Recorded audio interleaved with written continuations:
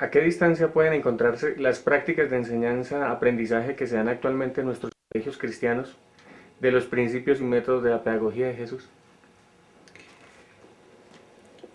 Comienzo con una afirmación que me parece muy precisa, dada en el documento de Aparecida de los obispos latinoamericanos. Referirse a la educación, dicen que la educación en el continente está viviendo una emergencia educativa, es decir, una situación profundamente crítica. Pero no basta decir eso. ¿Por qué? Y lo dice a continuación, dice porque las reformas educativas en nuestros países están orientadas a adaptar la educación a las exigencias de la producción y del mercado, y por lo tanto con una distorsión antropológica. En otras palabras, la educación está en función de un modelo económico, llamémoslo así por su nombre, neoliberal, que tiene como absoluto el mercado.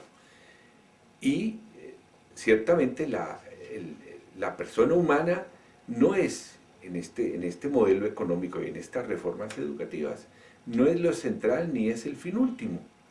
Entonces ahí veo que es como la principal diferencia con la pedagogía de Jesús. En la pedagogía de Jesús, lo que está en el centro, lo absoluto, es la persona, la dignidad humana, una vida digna de cada persona, comenzando por los que la sociedad excluye y niega sus derechos fundamentales.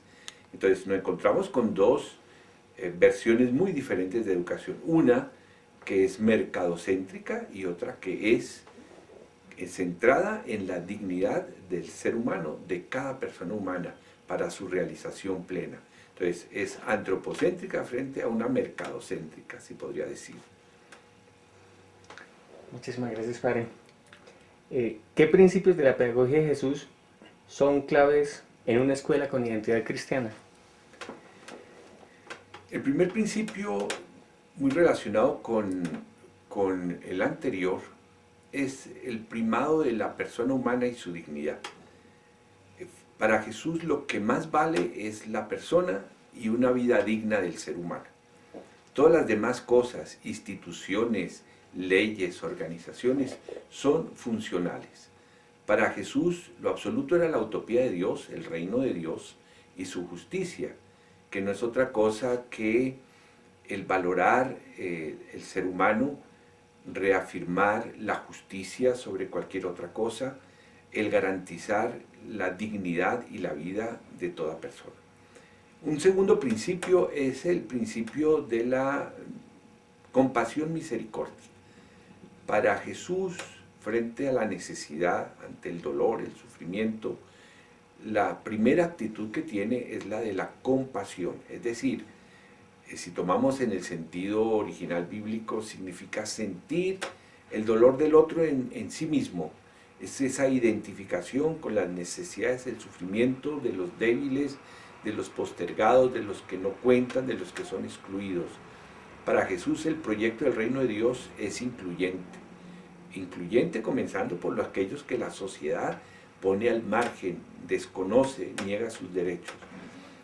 Y al mismo tiempo, no solo el carácter de la misericordia, como el sentir, asimilar, identificarse con el dolor, el sufrimiento del otro, sino actuar efectivamente en la transformación de esa realidad. Un tercer principio es la pedagogía, eso es una pedagogía para la libertad. Frente a tantas formas que hay hoy de alienaciones económicas, sociales, políticas, culturales, religiosas, la pedagogía que nace desde el Evangelio, desde Jesús, es una pedagogía de la libertad. Para ser libres nos libertó Cristo, y nos dice en la carta a los Gálatas, y no se dejen someter bajo ninguna forma de esclavitud.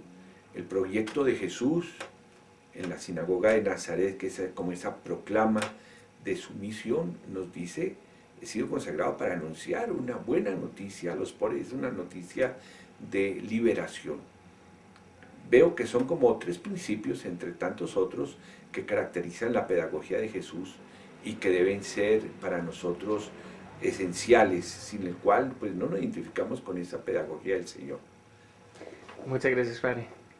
¿De qué manera la pedagogía de Jesús puede ayudar a humanizar el proceso de enseñanza-aprendizaje en una escuela con identidad cristiana? ¿En qué medida? Yo veo que el primer componente, si lo tomamos así, metodológico, es el que nosotros encontramos en todas las acciones de Jesús. Lo primero es partir de la realidad que está viviendo la gente, de la situación, de los hechos. Y es a partir desde ahí donde se puede emprender un camino educativo.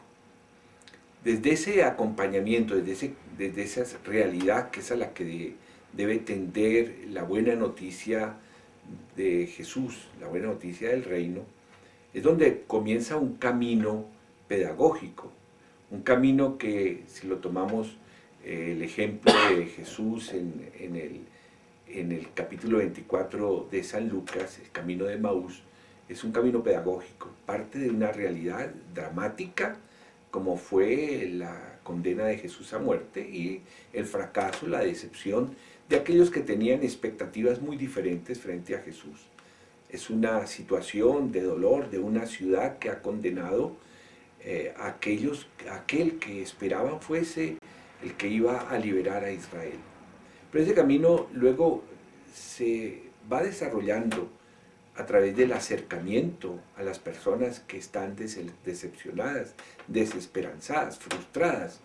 Es el camino del diálogo, de la escucha, pero también del cuestionamiento, porque ellos tenían una ideología que estaba predominando en ese contexto de esperar una liberación nacionalista, y es cuando Jesús los cuestiona y les hace ver desde una memoria histórica cuál es el proyecto de Dios, que no es el del poder, que no es el del prestigio, que no es el de la acumulación, sino es el del servicio, y de un servicio que puede llegar hasta el sacrificio y a la entrega de la vida, que no hay mayor sentido de vida que el consagrarla y entregarla por el bien de los demás. Y es ahí cuando se comienza a iluminar la realidad desde esta memoria histórica, desde este hacer ver el acontecimiento dentro del proyecto de Dios, que es un proyecto de liberación y de vida plena para las personas.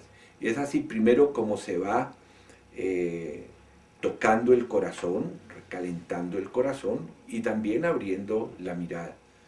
Y luego esa pedagogía termina en el compartir, en la comunión.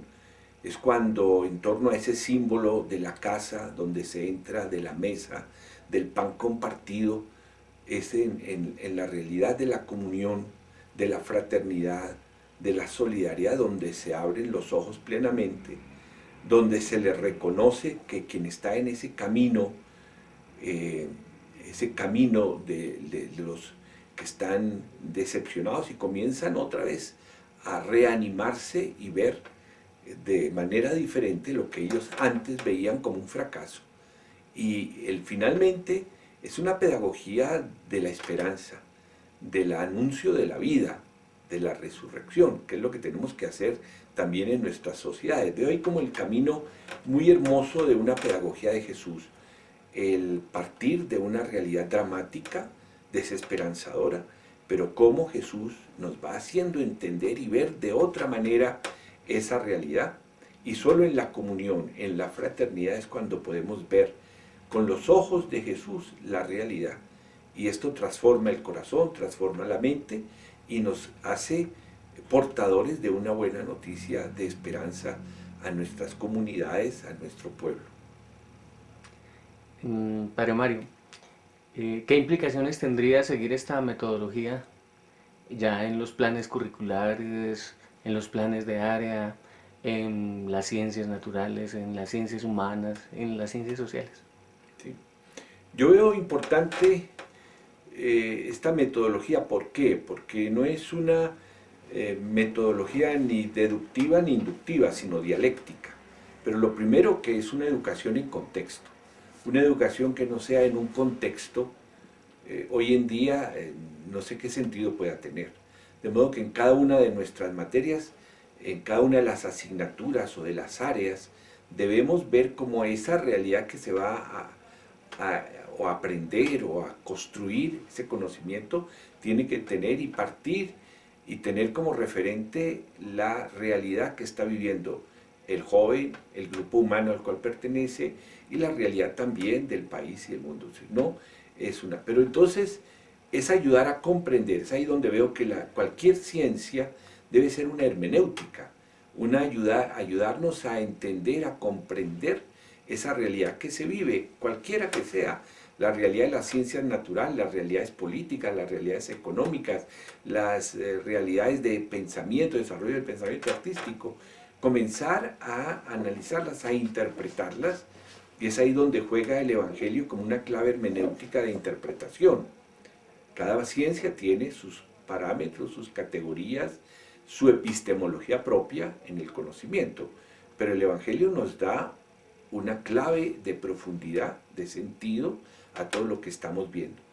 Y finalmente, porque no se trata de ver la realidad o interpretarla, todo conocimiento tiene que llevar a una transformación de esa realidad. No es solamente decir, es que la realidad es así, es que la podemos ver de otra manera, o es que la denunciamos en este sentido. No, una realidad se interpreta, se conoce, para poder transformarla humanamente, es decir, hacerla cada vez más humana, más liberadora. Si no, sería un conocimiento libresco, un conocimiento especulativo que al final no sirve, no sirve. Si no, un conocimiento que no corresponde a una realidad y que no transforme, es un conocimiento, diríamos, superfluo. Muchísimas gracias, Padre Mario. Eh, ¿Cómo podría esta espiritualidad de Maús, esta espiritualidad samaritana, ayudar a transformar el ambiente escolar de un colegio cristiano? El programa que tiene CONACYT Bogotá Cundinamarca es ese, hacer que nuestros centros educativos sean centros en los que se viva esta dinámica de la compasión misericordia.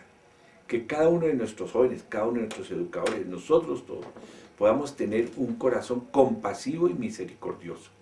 Que no seamos los indiferentes, los que pasemos de largo, lo que esto a mí no me toca o esto que les corresponde a otros, no, que nos sintamos todos implicados dentro de esta realidad. Y si nos sentimos implicados, conocerla a fondo, pero sobre todo aportar desde la educación lo que estamos llamados a aportar. La educación tiene un papel fundamental, una educación que sea humanística, una educación que sea liberadora, tiene un papel muy grande. No que la sociedad se cambie únicamente con la educación, sería un utopismo pedagógico, pero sí la conciencia de que sin una educación coherente, la sociedad tampoco va a cambiar. Ni cambian las personas, ni cambia la sociedad.